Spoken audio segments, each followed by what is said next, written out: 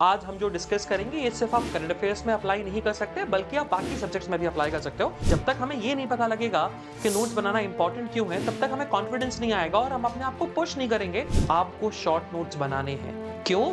जिससे आप रिटेन कर पाओ जो आपने पढ़ा था, रिकॉल कर पाओ और रिवाइज कर पाओ। Competitive examination is all about what? It's not only about hard work, it's also about smart work. आपको लग रहा है कि भाई आपने नोट्स उस टॉपिक के कंप्लीट कर दिए, डू रिमेंबर उसके बाद आपको पेजेस लीव करने चाहिए। Hi everyone, this is Manu Mishra. Welcome you all on our YouTube official channel PW Clat and to this session जिसमें आज हम एक बहुत ही इंपॉर्टेंट एजेंडा पे डिस्कस करने वाले हैं and that agenda is about a strategy regarding notes making को लेकर specifically with respect to current affairs. But do remember आज हम जो डिस्कस करेंगे ये सिर्फ आप करंट अफेयर्स में अप्लाई नहीं कर सकते बल्कि आप बाकी सब्जेक्ट्स में भी अप्लाई कर सकते हो। You can also apply in English और लीगल रीजनिंग और क्रिटिकल रीजनिंग। बट या करंट अफेयर्स इज समथिंग जहां पर नोट्स मेकिंग की सबसे ज्यादा डिमांड और जरूरत होती है एंड दैट इज व्हाई हम करंट अफेयर्स को लेकर इसको लेते हुए चलेंगे। बट या these rules, these tricks and tips you can also implement in other subjects as well, right? तो नोट्स मेकिंग को लेकर ये सेशन होने वाला है। But before I jump on to कि कैसे नोट्स बनाने हैं, किस तरीके से नोट्स बनाने हैं, before I show you my own notes कि कैसे आपको नोट्स बनाते हुए चलने हैं, राइट? आप रेफरेंस ले सको जिससे फर्स्ट वील अंडरस्टैंड कि नोट्स बनाना इंपॉर्टेंट क्यों है, राइट? जब तक हमें ये नहीं पता लगेगा कि नोट्स बनाना इंपॉर्टेंट क्यों है, तब तक हमें कॉन्फिडेंस नहीं आएगा और हम अपने आप को पुश नहीं करेंगे नोट्स मेकिंग के लिए, राइट? तो first we'll understand why notes making is very very important.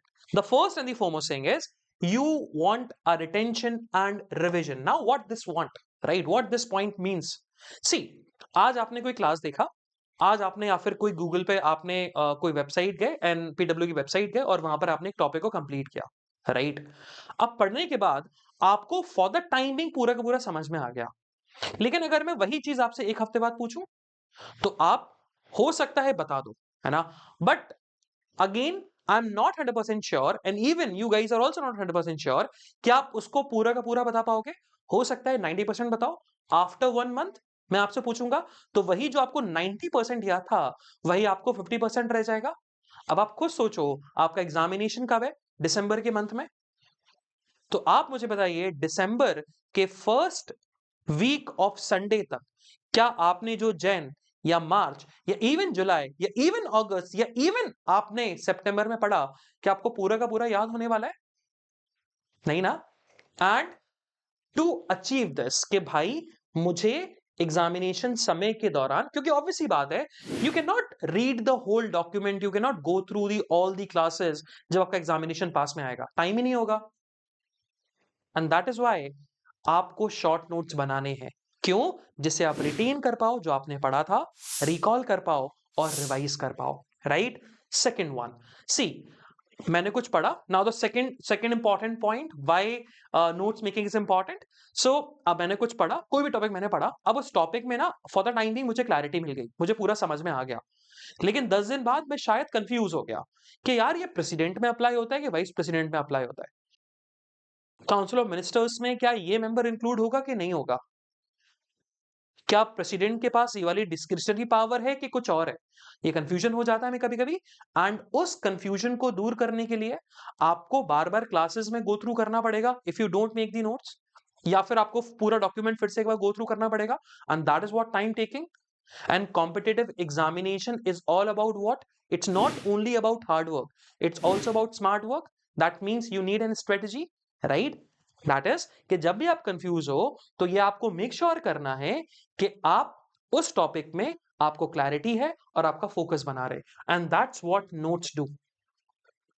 आपकी क्लैरिटी और आपके फोकस को एनहेंस करता हुआ चलता है।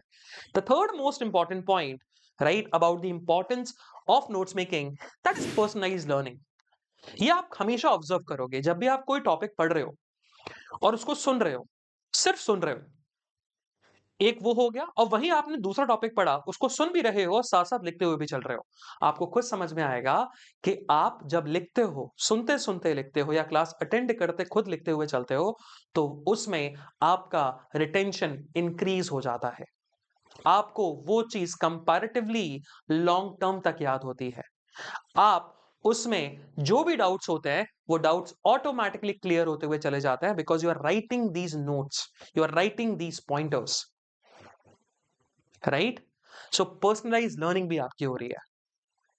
You are also learning because when you write something, हम बचपन में सुनते थे ना, जब भी हमें कोई चीज याद नहीं होती थी तो teachers and our parents always used to push us कि भाई लिख लिख के याद कर, लिख लिख के याद कर। तो वो गलत नहीं थे, लिख लिख के चीजें याद होती हैं, चीजें याद नहीं समझ में आती हैं। जब चीजें समझ में आती हैं तो ऑटोमेटिकली वो हमें लॉन्ग टर्म तक याद होती हैं। And the fourth most important point, that is quick reference. ये चीज हम ओवरलैप हो रही है चीजें। क्विक रेफरेंस मींस ऑब्वियस सी बात है, you won't be going to the आपका whole classes, you won't be basically searching for the topic जो कि आप एक चीज को लेकर आप मान के चलो डिस्कस कर रहे हो किसी दोस्त के साथ, और उस पे उसको भी कंफ्यूजन है, आपको भी कंफ्यूजन है, या फिर हो सकता है कि वो आपको लग रहा है गलत बोल रहा है, फिर क्या करोगे? In that time notes will help you out for a what, for a quick reference के लिए, right? So these are the four major pointers which shows the importance of note making. बाकी और भी होते हैं, बाकी अगर आप खुद देखो तो ऑब्वियस सी बात है ना, टाइम सेविंग है, तो ऑब्वियस सी बात है time saving is something, it's very very important pointer for the notes making के लिए, कि टाइम हमारा कितना सेव होगा, right? So these are the points. तो चलो अभी तक हमें एक बात समझ में आ गई है कि नोट्स बनाना क्यों इंपॉर्टेंट है, और अभी तक ये चीज सबको क्लियर हो चुकी है कि भाई notes banana it's very very compulsory. आप नोट्स मेकिंग को लिलियंसी में नहीं ले सकते, नोट्स मेकिंग होना बहुत ज्यादा जरूरी है, लेकिन कैसे बनाऊं, ये सबसे बड़ा कंफ्यूजन मेरे दिमाग में बना हुआ है, राइट? देखो, अब अगर हम यहां पर बात करें, now how to start making notes, start कैसे करते हैं, सबसे पहले हम उस पर डिस्कस करें, ज्यादा बेहतर होगा, क्योंकि जब तक हमें स्टार्ट पता लग जाएगा ऑटोमेटिकली हमें ये चीज समझ में आ जाएगी, चलो this is how we have to start. और एक चीज जब कोई स्टार्ट होती है ना, तो ऑटोमेटिकली आप उसमें इनहेंस करते हुए चलते हो, क्योंकि notes making it's not like a formula, कोई फॉर्मूला नहीं है कि मैंने आपको कोई फॉर्मूला दे दिया और वो फॉर्मूला आपने उस चीज में अप्लाई किया और आपको उसका रिजल्ट मिल गया, right? It's like a what, it's like a practice. तो प्रैक्टिस के साथ आप एनहेंस होते हुए चलोगे। सो पहला स्टेप हमें जो समझने की जरूरत है, that is how to start making notes. So the first pointer is do make sure of that. और अच्छा, ये मैं स्पेसिफिकली बात कर रहा हूं करंट अफेयर्स को लेकर, राइट? करंट अफेयर्स को लेकर you have to maintain a dedicated register, right, और अ स्पाइरल। और मैं हमेशा रिकमेंड करता हूं कि अगर आप जो रजिस्टर बना रहे हो, राइट, या फिर कोई भी डॉक्यूमेंट बना रहे हो, it should not be a binding copy या binding register. Now what that means, देखिए एग्जांपल के तौर पे मैं आपको बताता हुआ चलता हूं। आप एक काम करो, सिंपल सा फंडा करो, आप मार्केट में जाओ, A4 शीट की शीट आती है, पूरी A4 शीट आती है ना, A4 पेजेस आते हैं, उनकी प्रॉपर शीट आती है, उनका पूरा प्रॉपर बंडल आता है। Just by it from the store, right? उस बंडल में नोट्स बनाते हुए चलो, उस बंडल में जो पेजेस है उन पेजेस में नोट्स बनाते हुए चलो, और उनको एक फाइल के अंदर एड ऑन करते हुए चलिए। लेकिन ऐसा क्यों? एक डेडिकेटेड मैं एक नोटबुक बना लेता हूँ, वो ज्यादा मेरे लिए हेल्पफुल है। डेडिकेटेड नोटबुक बनाऊंगा तो वो नोटबुक है, उसमें पेजेस ऊपर नीचे नहीं होंगे, वो सही जगह होंगे। पॉइंट इस बात का है कि जो हम पढ़ने वाले हैं या जो हम पढ़ रहे हैं, that is what current affairs is, right? और करंट अफेयर्स में चीजें अपडेट होती हैं। जैसे अभी करंट में बात करूं, तो अभी यूनाइटेड स्टेट्स ऑफ अमेरिका के प्रेसिडेंट डोनाल्ड ट्रंप ने गो टू गो बोल दिया है रशिया सैंक्शंस एक्ट को, जिसके चलते 500% तक टैरिफ लगेगा to the nation, right, like India, Brazil and China, because they are buying uranium and oil from Russia. लेकिन मान के चलो कि कल उस लॉ को यूएस यूएस कांग्रेस से पास कर दिया जाए, जो कि पार्लियामेंट है यूनाइटेड स्टेट्स ऑफ अमेरिका का, और इंडिया के ऊपर टैरिफ बढ़ जाए, 500% ना बढ़ के 250% हो जाए, इंडिया के ऊपर और स्ट्रिक्ट एक्शन ले लिए जाए, चाइना को चलो लिलियंसी दे दी जाए, ब्राजील को लिलियंसी दे दी जाए। नाउ अगेन उस टॉपिक में आपका अपडेट्स आते हुए चल रहे हैं। अब उस टॉपिक में जब अपडेट्स आएंगे और आपने रजिस्टर में वो चीज कंप्लीट कर ली, राइट, और नेक्स्ट पेज से आपने दूसरा टॉपिक स्टार्ट कर दिया, how will you add on these current context? इसीलिए आप मेक श्योर करें कि आप A4 शीट का बंडल लेके आए, राइट, उसको आप फाइल में स्पाइरल करते हुए चले, फाइल में लगाते हुए चले। क्लियर है ना? सबसे बेस्ट वही है। और लगाने के बाद आप अपने नोट्स को कैटेगराइज करें, थीम वाइज, राइट? थीम या सब्जेक्ट वाइज, वो मैं अभी आपको बताऊंगा कितने थीम्स में, राइट, कितने सब्जेक्ट्स में, वो भी हम बताते हुए चलेंगे। सो आपको मेक श्योर करना है कि आप थीम वाइज अपने नोट्स को डिवाइड करते हुए चलो, ठीक है? तो सेकंड पॉइंट भी वही है कि डिवाइड योर रजिस्टर और spiral into the themes. Themes का मतलब यहाँ पर क्या है, अभी मैं for the time being briefly समझा देता हूँ। थीम्स का मतलब ये है कि आपने एक फाइल है, अब फाइल के अंदर तो आप एक पार्ट्स बना सकते हो ना, कि part 1, part A, part B, part C, ये तो कर ही सकते हैं ना, राइट? तो part A is about national, तो उसमें नेशनल के टॉपिक्स होंगे बस। फिर पार्ट बी जो पेज स्टार्ट होगा वहां से इंटरनेशनल रिलेशंस के टॉपिक स्टार्ट होंगे। सी इकोनॉमी के करंट अफेयर्स के टॉपिक से स्टार्ट होंगे। D is about environment and ecology के टॉपिक्स आपके उसके नोट्स बने हुए हैं। तो आप ऐसे डिवाइड करोगे ना, so what will happen, it will help you out in a revision. क्योंकि अभी क्या होता है, अगर मैं आपको टास्क दूं कि आपको डेली 5 टॉपिक रिवाइज करने हैं, तो आप बहुत कंफ्यूज होते हो यार कि 5 टॉपिक में कौन से चूज करूं, आधा टाइम तो आप उसी में निकाल देते हो। लेकिन अगर मैं आपको बोल दूं कि नेशनल के सारे टॉपिक्स रिवाइज करके आओ, या आधे नेशनल्स के टॉपिक रिवाइज करके आओ, उससे दो फायदे हैं। पहला, टाइम वेस्ट नहीं होगा, आपको पता है कि आपका ये टास्क है, आप उसको रिवाइज करना स्टार्ट कर दोगे। दूसरा जो इंपॉर्टेंट फैक्टर है, and that is what, that is कि आप एक करंट अफेयर्स के टॉपिक को कनेक्ट करोगे दूसरे करंट अफेयर्स के टॉपिक के साथ। ऑब्वियस सी बात है कि अगर ऑब्वियस सी बात है, अगर कोई करंट अफेयर्स का टॉपिक है, नेशनल का टॉपिक है, तो ऑब्वियस सी बात है वो नेशनल का टॉपिक दूसरे नेशनल के टॉपिक के साथ कोरिलेट हो सकेगा या होगा। It won't be correlating with the international relations topic, right? How can census be connected through what, through the India Nepal relation? नहीं हो सकता। लेकिन सेंसस एसआईआर से तो कनेक्ट हो सकता है। SIR election commission of India से कनेक्ट हो सकता है। Election commission of India West Bengal में इस साल इलेक्शंस होंगे, उससे कनेक्ट हो सकता है। वेस्ट बंगाल में इलेक्शंस, ऑब्वियसली बात है, उससे कनेक्शन ईडी का हो सकता है। ईडी की बात होगी तो सीबीआई का होगा। ये सब नेशनल के टॉपिक्स हैं, and that is why do make sure of that कि आप अपने स्पाइरल को, राइट, या जो रजिस्टर आप बना रहे हो, and do make sure of that register वैसा हो कि जिसमें आप पेजेस को एड ऑन कर सको, राइट? जो मैंने आपको बताया ट्रिप, वही आप यूज, टिप बताया वही यूज करो, और उसकी थीम वाइज डिवाइड करो। Now third point, always remember कि जब भी आप किसी टॉपिक के नोट्स आपको लग रहा है आपने कंप्लीट कर लिए है ना, और ये उन लोगों के लिए है जो रजिस्टर बनाते हैं, तो आपको लग रहा है कि भाई आपने नोट्स उस टॉपिक के कंप्लीट कर दिए, डू रिमेंबर उसके बाद आपको पेजेस लीव करने चाहिए। लेकिन अगर कोई स्पाइरल में या ए4 शीट में बना रहे, उसको करने की जरूरत नहीं है, उसको सिर्फ वो पेजेस निकालेगा और एक एक्स्ट्रा पेज एड ऑन कर देगा, right? So those who are making spiral, or those who are making a file, a dedicated file, right, in a form of A4 sheet, उनके लिए ये थर्ड पॉइंट नहीं है, क्योंकि उनके लिए तो वो एड ऑन हो जाएंगी चीजें। बट जो बाइंडिंग वाली रजिस्टर बेसिकली बना रहे हैं, जिसमें आप पेज को बीच में एड ऑन नहीं कर सकते, उनके लिए फिर ये रिकमेंडेशन है कि आप पेजेस को छोड़ते हुए चलें। कितने पेजेस छोड़ना है, कितने नहीं छोड़ना है, ये topic to topic again depend करता है, राइट? फोर्थ पॉइंट, अगर आप कंफर्टेबल हो तो make notes digitally if you are comfortable. See, I am not comfortable in making notes digitally. I'm not very much comfortable. मैं नहीं हूं comfortable. मैं अभी भी हैंडेड एंड नोट्स ही बनाता हूं, even though I have 2-3 laptops, I have my phone, everything I have.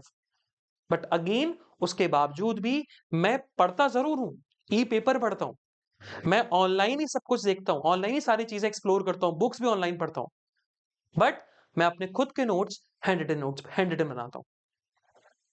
So it's not necessary to make the note digitally. अगर आप कंफर्टेबल हो, आपके पास कंफर्ट है, राइट, तो डिजिटल नोट्स बनाओ। उसका बस एक फायदा होता है। फायदा क्या है कि वो आपको नोट्स महाभारत की बुक नजर नहीं आती है। आपका एक टैबलेट होता है, उस टैबलेट में या उस लैपटॉप में आपके लीगल के भी नोट्स हैं, करंट अफेयर्स के भी नोट्स हैं, और उसमें आप ना इजीली सेक्शंस बना सकते हो, और कोई भी इसका कोई और अदर एडवांटेज नहीं है। ऐसा कोई एडवांटेज नहीं है कि आपकी क्लैट में रैंक बहुत ऊपर चली जाएगी। ठीक है? If you are comfortable, if you have access to that, right, और एक्सेस से ज्यादा कंफर्टेबिलिटी। ऐसा ना हो कि आप 1 महीना तो बस डिजिटल नोट्स बनाने में ही लगा दो, सीखने में ही लगा दो, तो वो नहीं करना है, right? If you are comfortable then go with the digital one, right? I hope आपको ये चीज क्लियर हुई होगी। नाउ मैंने बोला था थीम्स में डिवाइड करना है। अब ये थीम्स कौन कौन सी होंगी, देखो। सबसे पहले जो थीम बनेगी वो होगी नेशनल। सेकंड जो होगी वो होगी इंटरनेशनल थीम्स के करंट अफेयर्स के topic. Then polity and scheme, then space and research, then science and tech, then defence, then environment, economy, international summits and organization and miscellaneous. Max to max हमको इन 10 themes में अपने spiral को या current affairs का जो आपने file बना रखा है उसको ऐसे डिवाइड करते हुए चलना है। तो आपने थीम वाइज डिवाइड कर दिया। तो पहला थीम नेशनल, तो जिसमें नेशनल का जैसे पेज खोला आपने, फाइल खोली, सबसे पहले नेशनल लिखा, नेशनल के आपको सारे टॉपिक्स मिल गए। फिर इंटरनेशनल, और ऐसा भी है कि जब आप करोगे तो ऑब्वियस सी बात है आप बाद में पेज एड ऑन भी कर सकते हो, है ना। फिर इंटरनेशनल का मिला, फिर पॉलिटी एंड स्कीम्स का मिला, स्पेस एंड रिसर्च का मिला, राइट। तो जब फाइल बनाओगे तो पेजेस एड ऑन भी होते हुए चलेंगे। तो these are the things you have to do. Take a screenshot if you want to do that. आप आराम से स्क्रीनशॉट ले सकते हो। देन अब जैसे ही आपने थीम वाइज डिवाइड किया, आपको जैसे आपने नेशनल लिखा, अगले पेज से आपको टॉपिक स्टार्ट नहीं करना है। अगले पेज को, अगला पेज ब्लैंक रखो। ब्लैंक क्यों रखो? एग्जाम्पल के तौर पर I am just showing you one of the aspirants note, clad aspirants notes, है ना, उसके नोट्स है ये। उसने क्या किया, उसने इकोनॉमी का यहाँ पर पेज लिख रखा था, उसने इकोनॉमी लिखा, जिससे पता लग गया कि भाई इकोनॉमी के नोट स्टार्ट होंगे। अब उसने क्या किया, उसने यहाँ पर ना टॉपिक्स एड ऑन करते हुए गया, उसने टेबल ऑफ कंटेंट बनाई। Now how this table of content will help you out, right. अभी पहले आप समझो कि आपको टेबल ऑफ कंटेंट बनानी है। आप 1 या 2 पेज छोड़ सकते हो, बाद में एड ऑन भी हो जाएगा, नंबर ऑफ टॉपिक्स बढ़ भी रहे हैं। 1-2 पेज बहुत होते हैं, आगे पीछे लिख लोगे तो हो जाएगा। आपने यहाँ पे लिखा इंडियन इकोनॉमी, तो पहला टॉपिक आपको मिल जाएगा इंडियन इकोनॉमी है, आरबीआई है। तो ये सारे आपने टेबल ऑफ कंटेंट टाइप बना दिया, उसके बाद फिर इनके डिटेल नोट्स आपको मिलना स्टार्ट हो गए। Now how this table of content will help you out. पहला पॉइंट, इस टेबल ऑफ कंटेंट से आप आइडेंटिफाई कर पाओगे कि आपके नोट्स में कौन सा टॉपिक इंक्लूडेड है, कौन सा टॉपिक इंक्लूडेड नहीं है, जिससे आप नंबर ऑफ टाइम्स टॉपिक्स को ओवरलैप नहीं करोगे। क्योंकि कई बार हम कंफ्यूज होते हैं कि यार मैंने इस टॉपिक का नोट्स बनाया कि नहीं बनाया। आपको सिर्फ इस चीज को गो थ्रू करना है, डन एंड डस्टेड, ठीक है। समटाइम्स इट ऑल्सो हैपन कि हम ओवरलैप कर जाते हैं, कि हमने कभी कभी, जैसे एग्जाम्पल के तौर पर यहां पर लिखा हुआ है अडानी का इशू, राइट। अब अडानी वाला issue can also be included into the national का टॉपिक, हो सकता था भाई नेशनल के टॉपिक में उसको इंक्लूड किया जाए। तो हमें इस ओवरलैपिंग से भी बचना है कि भाई अगर हमने इकोनॉमी में उसके नोट्स बना लिए, then we don't have to make another notes in the national की थीम में, है ना। और तीसरा जो सबसे मोस्ट है, कि जब लास्ट स्टेज आती है, मतलब last stage of the examination, मतलब नवंबर का मंथ जब आएगा, तो इस नवंबर के मंथ में आप पूरे नोट्स को, ऑब्वियस ही बात है नंबर ऑफ टाइम्स रिवाइज कर चुके होगे, और इसके बाद इसकी वजह से आप सिर्फ इसको लेके बैठोगे, आपको पूरे नोट्स लेके बैठने की जरूरत ही नहीं है। आप इंडियन इकोनॉमी पूरे आपके जो नोट्स हैं बैक ऑफ द माइंड में इम्प्रिंट हो गए होंगे, उसको रिवाइज किया, देन ये रिवाइज, ये रिवाइज, ये रिवाइज, ये रिवाइज। और फोर्थ, आप इजीली इस टेबल ऑफ कंटेंट से आइडेंटिफाई कर सकते हो और इवन मार्क भी कर सकते हो कि आपने इस टॉपिक को कितनी बार रिवाइज कर दिया, या इस टॉपिक में क्या क्या चीज मिस हो गई है ना। तो this is how you have to do that. आपको ऐसे, जैसे इसने क्या किया, इस बच्चे ने क्या किया, इकोनॉमी के ना नोट्स बना के रखे हैं, देन उसने क्या किया, पॉलिटी एंड स्कीम, तो पॉलिटी एंड स्कीम के उसने टेबल ऑफ कंटेंट बना के रखी है कि भाई आने वाले मेरे उसमें कौन कौन से टॉपिक्स इंक्लूडेड है, ठीक है। अभी आपको शायद नजर ना आ रहा हो, राइट, क्योंकि देखो मैं हमेशा बोलता हूं नोट्स ऐसे बनाओ कि आपको समझ में आए। अगर आप notes black, white, red, green in सब पेन का यूज करोगे ना, चोरी हो जाएंगे और फिर रोते रहना, तो वो भी नहीं होना चाहिए, ठीक है। तो नोट्स ऐसे बनाइए कि आपको समझ में आने चाहिए। आप नोट्स किसके लिए बना रहे हो? आप नोट्स इसलिए तो नहीं बना रहे हो कि बुक पब्लिश हो। Notes you are making, reason being कि आपको एग्जामिनेशन समय में बहुत हेल्प आउट हो, राइट। आप इजीली क्विक रेफरेंस ले सको, रिवाइज कर सको, क्लैरिटी और फोकस मिल सके।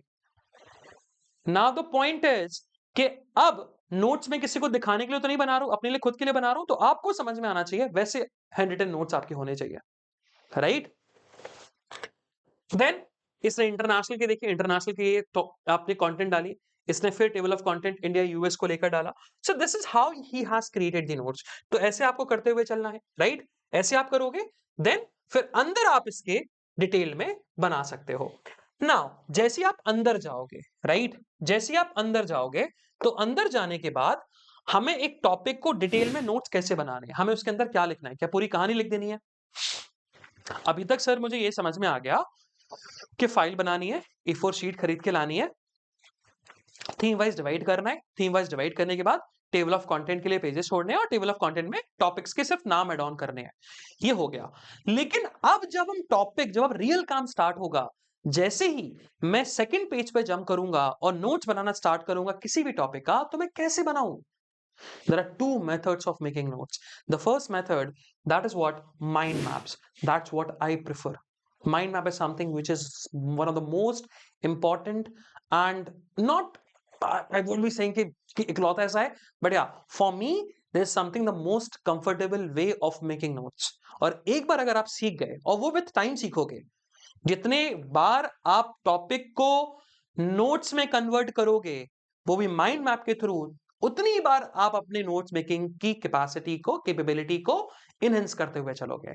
और सेकंड मेथड होता है लीनियर फॉर्मेट, राइट?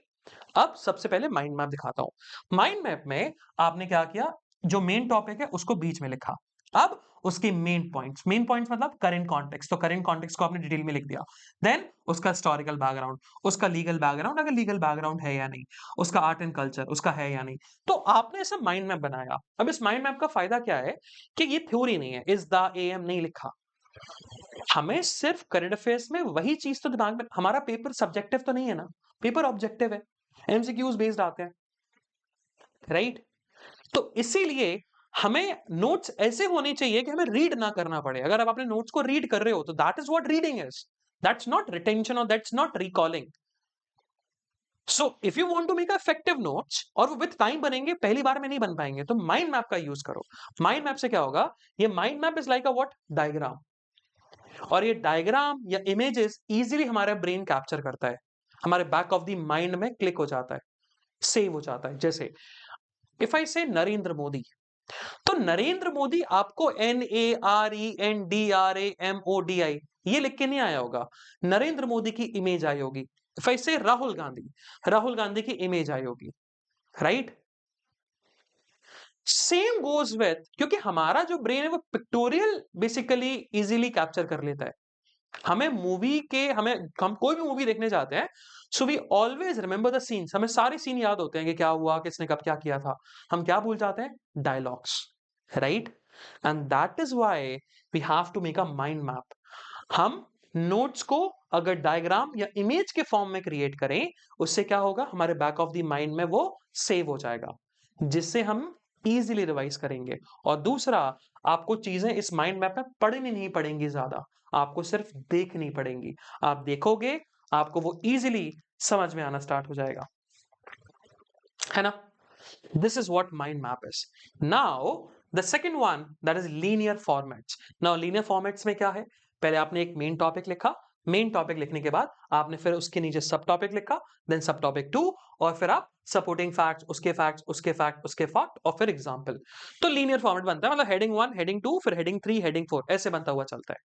लेकिन I would be recommending, choose ये करो। कुछ लोग कंफर्टेबल होते हैं इसमें, बट अगेन इसको ट्राई करके देखो, ज्यादा इफेक्टिव है, ठीक है? चलो, क्योंकि करंट अफेयर्स तो इजीली बन भी जाते हैं इसके नोट्स ऐसे, इज द एम लिखना नहीं होता है, रफ नोट्स बनाने होते हैं, ग्रामेटिकल मिस्टेक का हमें कोई डर नहीं होता, है ना? तो नोट्स में बस पॉइंटर सही होने चाहिए, फैक्ट सही होने चाहिए, ग्रामर गलत है सही है उससे कोई फर्क नहीं पड़ता, ठीक है?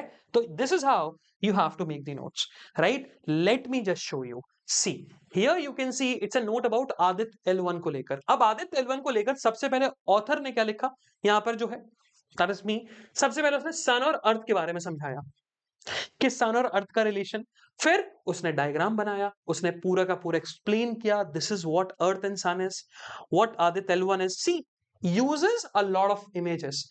एक बार उसने बनाया, लेकिन लॉन्ग टर्म तक वो कभी भी जिंदगी में आदित्य L1 नहीं भूलेगा अगर वो इन नोट्स को गो थ्रू करेगा, राइट?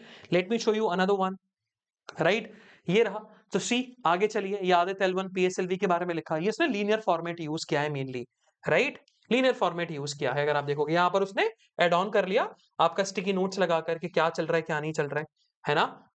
तो this is how you have to make the notes, right? This is how you have to make the notes. तो ऐसे आपको नोट्स बनाते हुए चलना है, राइट? तो आप इजीली माइंड मैप बना के ट्राई करो, नोट्स बनाना ट्राई करो माइंड मैप के थ्रू। ऑब्वियस सी बात है फर्स्ट टाइम आपको इतना इफेक्टिव नज़र नहीं आएगा, बट जितनी बार आप ट्राई करोगे, उतनी बार आपके नोट्स मेकिंग में एनहांसमेंट होगा and this is what the best time you have to start making the notes. क्यों? क्योंकि अगस्त, सितंबर, नवंबर का जब वो पास्ट के 4 मंथ्स होते हैं, 3 टू 4 मंथ्स होते हैं, हम शायद उनको ईज़िली नहीं भूल पाते या अगेन नहीं भूलते इतना ज़्यादातर क्योंकि हम सीरियस भी होते हैं, पता भी होता है कि भाई ये इंपॉर्टेंट है। हम मेनली भूल जाते हैं जो सबसे अर्ली मंथ्स के टॉपिक्स हैं। इसीलिए स्टार्ट अर्ली तो मार्च आते-आते अब फरवरी आते-आते आप सीख जाओगे, है ना? तो आप मेजॉरिटी ऑफ द एस्पिरेंट से वैसे आगे निकल जाओगे। जब बहुत सारे एस्पिरेंट्स नोट्स मेकिंग सीख रहे होंगे, आप सीख चुके होगे, आप बना रहे होगे, right? This is a competitive examination this is इसका नाम ही कॉम्पिटिटिव एग्ज़ामिनेशन है, राइट? और इस कॉम्पिटिटिव एग्ज़ामिनेशन में there is a competition, right? So please do make sure of that कि आप नोट्स मेकिंग को लेकर काम करना स्टार्ट करो, राइट? आई होप आपको ये सेशन हेल्पफुल रहा होगा। बाकी अपन मिलते रहेंगे आने वाले दिनों में ऐसे सेशंस के साथ और आपकी प्रिपरेशन को आसान बनाते हुए चलेंगे। तब तक के लिए bye bye, have fun and enjoy your day. Bye bye guys, bye everyone, bye bye.